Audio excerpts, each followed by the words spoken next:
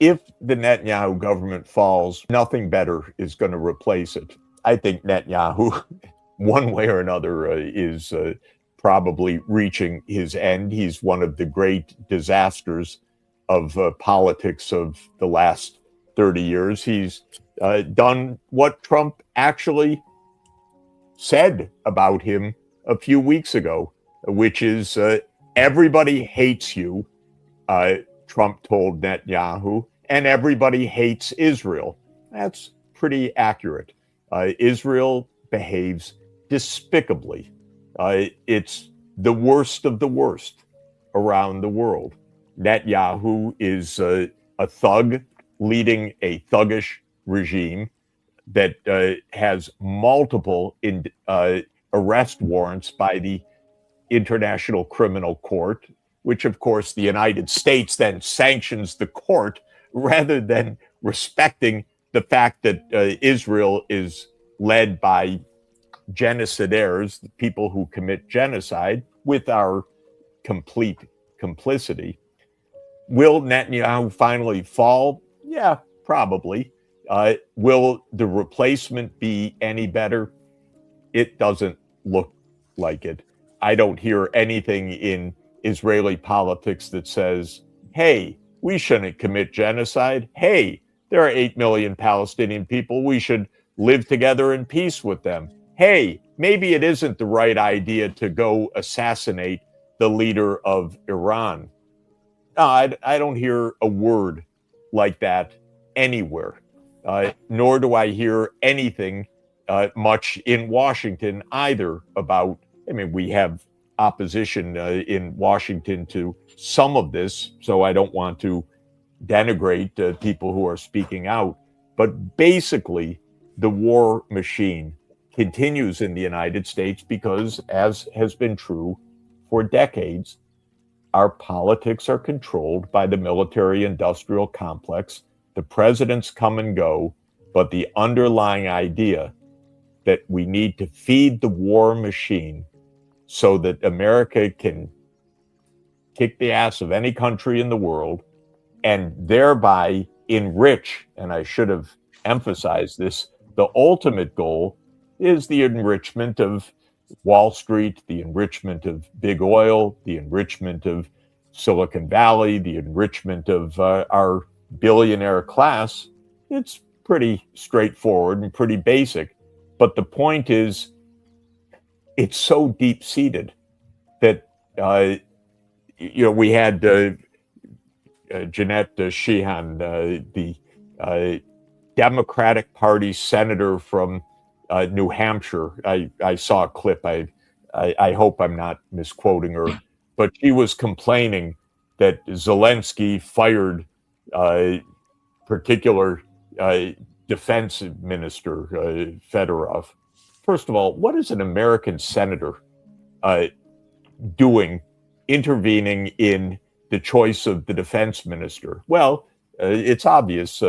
Sheehan sits on the Armed Services Committee. She's deeply funded by the military-industrial complex. That's American corruption up the wazoo. And that's how this whole system works. It's just too big a business, and Wall Street depends on these prerogatives. Big oil depends on these prerogatives. The military industry itself depends on these prerogatives. Silicon Valley and its financial bubble that it is living on depends on the image of America being able to take on anybody and defeat anybody. And it's a complete hubristic delusion that we're living in right now. And it just gets more and more murderous and more dangerous because it's so mistaken and wrong-headed. And maybe I'll stop the rant by just saying none of these wars has any deep reason. None of them involves American security in the least. None of them is impervious to solution through straightforward diplomacy. We don't want peace, or Washington doesn't want peace. It wants dominance. That it can't have, but it could have peace, and the American people could have security, and we could actually save some trillions of dollars that we have squandered and continue to waste if we had just a modicum of understanding and transparency and accountability of our rogue government. Last question. Is the Greater Israel Project collapsing? Yes, in the sense that the American primacy project is collapsing. Israel claims that it controls 8 million Palestinians, that it can kill them with impunity, that it can ethnically cleanse them. Right now, these absolute murderers in the West Bank in Israel are going in and they're burning down Palestinian homes. They're killing flocks of animals of Palestinian farmers. They're acting with complete impunity. And the United States is, yeah, Israel, that's great. What a democracy, and so forth. And Israel thinks that it can get away with operating the world's most fascistic government right now, the most murderous and blatantly illegal from the point of view of every international standard of any government. But it depends entirely on the United States. Entirely. Israel can't do this one day on its own. And Israel has had the stalwart support of the American public for decades, but it's lost that. Now the American public is sick of what Israel's doing.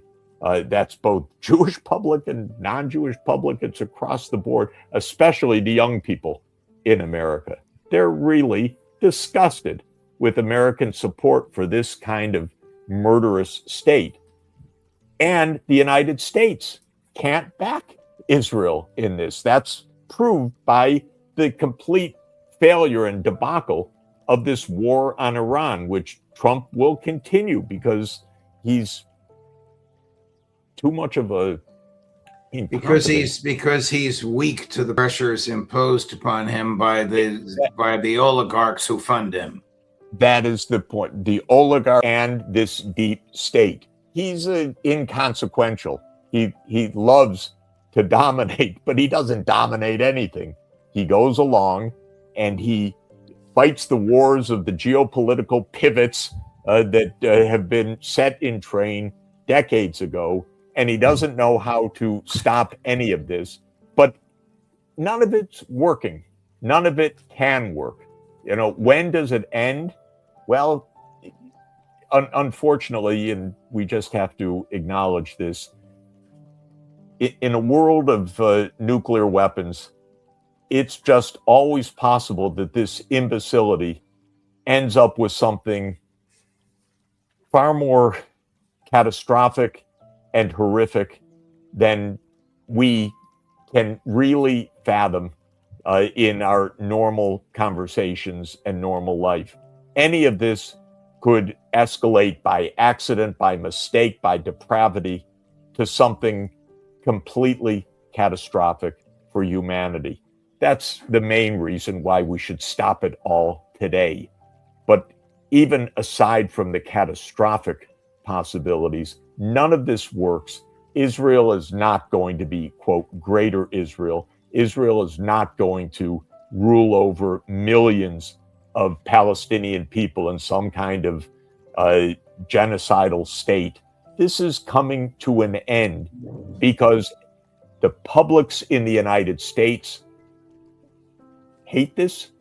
The European publics, where their leaders are complicit as well, they're disgusted.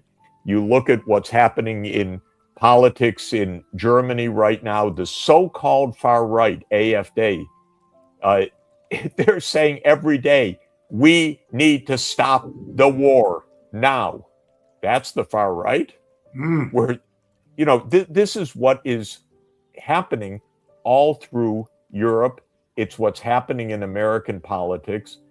the military industrial complex calls the shots, the intelligence agencies continue the wars, the presidents and the prime ministers continue their theatrics, but the publics are completely disgusted with all of this. And so, to my mind, I don't know how and when and who's going to come and change this, but this is not sustainable. The bubble's going to burst. I hope not through catastrophe, but through somehow normal decency and understanding finally prevailing on this corrupted political system of ours and stopping these undeclared wars. The money making from the wars, the involvement of big tech, Palantir, and all the rest in all of the drone warfare of Ukraine and in Gaza, and the AI systems that Silicon Valley's selling to the Pentagon, and the hundreds of billions of dollars that are being spent in our name that we have no say about, and that's adding to this massive debt. This is all continuing. Doesn't really matter who's president. Every president I've said in the last decades, God, they're the worst. And then the next one comes along. They're the worst. Then the next one comes along. And all of this will be paid for by as generation says yet unborn, because it's all borrowed money. It not only is it debt stacked up on debt, stacked up on debt, but what we've done in this kind of info war is we've also created probably the biggest financial bubble in history. Our stock market is so inflated right now in value. These big tech companies, all of which drink from the trough of the Pentagon, among other things, are so wildly overvalued. Our exaggeration of American dominance is so weird. I'm, as you know, on a long trip through Europe and Asia in recent weeks. Today I was at a major Chinese company at one of their advanced factories that is really unbelievable. We have no sense of how the rest of the world is moving on, building things, deepening their infrastructure, improving their technologies, where we're fighting these wars and bragging how great we are and how this stock market boom proves everything. What we're setting up is a phenomenal financial crisis in the future. I don't know when, nobody can predict such things, but we're way out on a limb in all these wars that we can't win. Trump does stop anyway. It would take an extraordinary president of a great capacity to actually end these wars. And Trump is obviously not a person of any capacity. He is, as I say, he's the perfect channeling of the greed and corruption of the military-industrial complex. So he's, in a way, the perfect emblem of all of this. And we're just building up a massive bubble, a massive amount of debt, unwinnable wars, and no sense and truth about what's happening, because exactly as your opening says, these are undeclared wars. We are not told anything about the motivations that have contributed to this for 30 years. And this is where we are, Judge. It's quite remarkable. We prove the famous adage of Henry Kissinger, his famous quip, which is a tragic truth, that to be an enemy of the United States is dangerous, but to be a friend is fatal. And so in Ukraine, we backed a coup that would bring in a government that didn't want neutrality, but agreed with the American idea of NATO membership because Ukraine was deeply divided. The president back in 2010 to 2014, Viktor Yanukovych, said we should be neutral. This is very dangerous. Look where we are geographically. We're right next to Russia. We're between Russia and Europe. We got the United States meddling. We just want to be neutral. But of course, the United States doesn't believe in that. This is a geopolitical pivot. We need to take Ukraine. So we sent all of these minions, my current colleague, Victoria Nuland at Columbia University, to hand out cookies in the demonstrations, but she handed out vast sums of money to the Ukrainian backers of a coup, which took place on February 22nd, 2014. And the idea is we're going to bring Ukraine into the American power projection. That's what Brzezinski tells us. And he tells us that America can't resist this. That Russia can't resist this. America's all powerful. We have the technological dominance. No one can resist us. We have the biggest economy in the world. We have the biggest financial system in the world. We are so powerful that Russia will have no choice but to give in to these American demands. He writes that in a whole chapter. And what he also says is, we're going to annoy the hell out of Russia, out of Iran, out of China, but no American president, no American government's going to be so stupid to allow those three to get together. Okay, Brzezinski was wrong on every single thing he wrote. Of course, Russia has resisted, and it resisted to the extent of war. Same with Iran. It doesn't just give in one day because the United States bombs it and kills its leadership. And China did not collapse and succumb to all the trade wars of Trump 1 and Biden and now Trump 2 and all the threats and so many things that were on a checklist that was written 10 years ago by another former colleague of mine, Robert Blackwell, in an article also for the Council on Foreign Relations, who explained, here's how we bother China, how we weaken China, how we contain China. Well, none of it has worked. But in the process, of course, the United States has created enemies everywhere, and none of it's gonna work. But what is the point that I'm making is that this is so deeply seated. Our government is so corrupt, top to bottom, major Democratic Party strategists. The word chessboard is in the title. Am I right? His book in 1997 is called The Grand Chessboard. And the idea is riffing on the great game that Britain and Russia supposedly played in Central Asia in the 19th century. But the idea is the world's a game. It's like a video game. You bomb here, you slap there, you send your drones here. None of these leaders is at risk. They don't tell the public what all of this is about. They don't actually ask us to pay any taxes to fund these wars because the public's completely against them. And so no one asks. It all goes into the debt.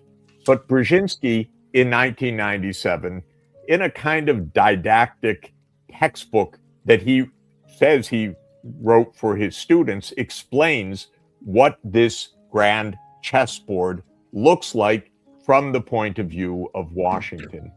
And the idea of the book is very simple, little crazy, except, if you're playing a board game, it would make sense, but it's about American primacy. So the idea is that the United States has to be the biggest and baddest and toughest and can beat anybody in the world, anywhere. And that's the idea, that there should be no resistance to American demands anywhere, and that the United States should basically be intervening everywhere in order to prevent any other countries from getting powerful enough or aligning so that they can resist American demands. America as number one bully of the world.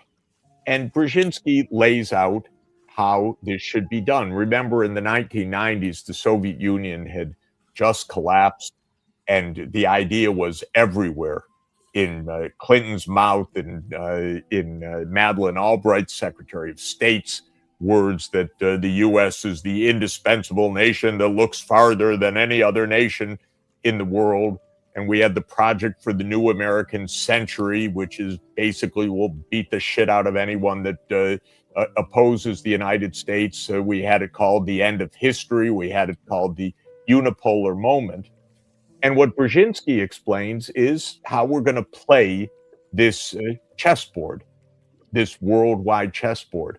And the most fascinating aspect of Brzezinski's analysis is he's like a chess teacher explaining how to move the pieces. And he has a concept which is very important for everybody to understand how crazy our government is. And the concept is a geopolitical pivot state. What is a geopolitical pivot state? Brzezinski tells us it's a place we don't care about, except that it can annoy the hell out of another major power. In other words, it's a place we can use. And Brzezinski's core idea in this book is the United States needs to achieve its primacy and maintain its primacy, being the biggest and the baddest, in Eurasia, the great landmass of Europe and Asia that it joins together into really one supercontinent, where about 70% of the world's population lives and about 70% of the world economy. And of course, it includes China, it includes Russia, it includes India, it includes Europe. And the United States needs to dominate all of this. And Brzezinski nicely tells us that Europe, well, they're vassal states. We're the empire, they're vassals, they'll do what we say. Pretty much true. And then there are the pivot states, the geopolitical pivots. Number one geopolitical pivot, he tells us in 1997, is Ukraine. If we control Ukraine, Russia ceases to be a major power because Russia's blocked from its entry into the Eastern Mediterranean. Russia can't project its power. And so Ukraine is a geopolitical pivot state. And in 1997, in this book and in another article that Brzezinski writes called A Grand Strategy for Eurasia for Foreign Affairs, and Brzezinski's not just some run-of-the-mill guy, he's one of the major strategists of our country, telling us how it works and how Washington thinks. He says, we need to control Ukraine, so we need to push NATO to Ukraine and push American power to the Russian border. Incidentally, Mark Rutte, who is the Secretary General of NATO, and a really despicable character, by the way, and maybe that just goes with the turf of being Secretary General of NATO, said a few days ago that NATO's purpose is, it's not defense against the Soviet Union, it's the projection of American power. Basically, or I should say exactly, what Brzezinski was telling us in 1997. And what Brzezinski says is, we need to take Ukraine, we need to take the other geopolitical pivots. What's number 2 on his list? Iran. Oh, fancy that. What a coincidence. We need to bother China in East Asia by bulking up the military in Korea, where we have been for 80 years, for God's sake. 80 years stationed there since the Korean War. And